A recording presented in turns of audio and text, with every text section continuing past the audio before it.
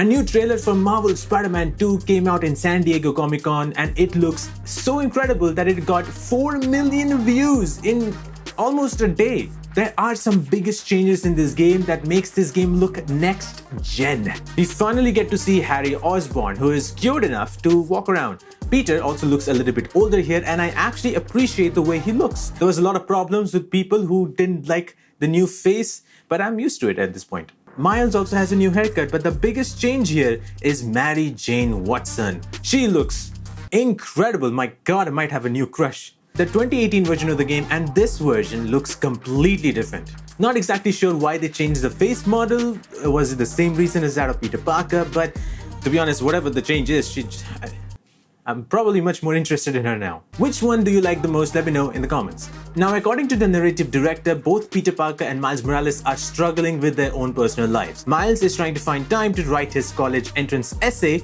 but he is much more focused on being Spider-Man instead. Peter Parker is struggling to pay for Aunt May's house, but he does not want to sell it as well because obviously he's much more connected with it. And MJ here also wants to help Pete with the mortgage, but she is helpless because she's also struggling with J. Jonah Jameson's as he's back in the Bugle and he's apparently cleaning house. So her job might be in trouble. And then there's Miles' mother who is so worried that Miles is not focusing on his life. Instead, he is trying to focus to help Spider-Man and be Spider-Man. So lots of drama and I'm all for it. We did see Peter Parker in the symbiote suit and that is affecting his personality, which is causing trouble in the relationship with Miles, MJ and also Harry. In the trailer, we got to see that MJ is shocked by looking at something and then she was also hiding from the symbiote Peter Parker. And since the lighting is exactly the same, what did MJ see? Did Peter kill someone? Speaking of characters, we also get to see the villains, Kraven the Hunter, the symbiote that crashed on Earth. And I believe that guy over here is actually Kurt Connors. There's no proof of it, but I feel like that's Kurt Connors. We also see one of the first times symbiote Spider-Man gets affected by the noise as the lizard is screaming. Also, I'm curious, will Peter Parker take off his symbiote suit on a clock tower just like he did in the comics and Raimi's Spider-Man? That'd be cool though. Martin Lee is also back and looks like Miles will be much more focused on him. We also see someone new here. Not exactly sure who this is, but if you guys have any idea, let me know. Obviously, with the new villains, we got new enemies. We have the Kraven army and then we have these robotic dudes. I don't know who they are, but I don't think so they are with Kraven. With new enemies, we also have new style of gameplay and we already got to see that Miles was able to fly in the gameplay showcase that was shown in the PlayStation State of Play, but we also get to see that Peter can do the same. So which means this is a new way of traversal, but don't worry, it's not gonna be replacing swinging. The senior game director told that this new game mechanic is called web wings, and it's actually not going to replace swinging, but it's going to complement it and be used with swinging. So you can use the web wings to go from one point to the other faster. The gameplay director told that there are wind tunnels, and if you use it with web wings, it can help you cross the city faster.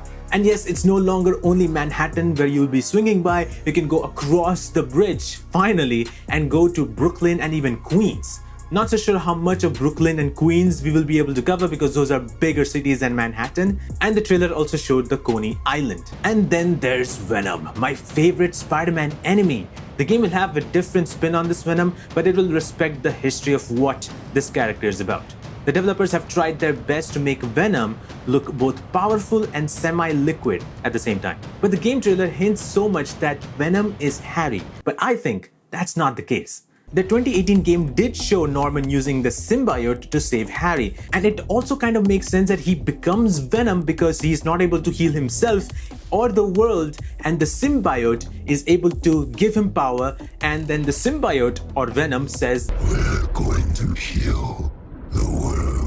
But the reason why I believe he's not is because just like in the 2018 version of the game trailer, we got to see that Martin Lee is the biggest villain. But it turned out it was Dr. Octavius and not Martin Lee. And this trailer might be doing the same by distracting us, thinking that Harry is Venom. But that Venom scene in the trailer will always give me goosebumps. I cannot wait to get my hands on the PS5, and I might get the Spider-Man 2 edition of it because it looks quite incredible. And the best part is you can buy the case cover and the controller separately, so you don't have to buy that PS5. And speaking of PS5, it seems like Last of Us Part 2 might get a PS5 version, which in turn might get into PC as well. Check this video out to know what's happening there.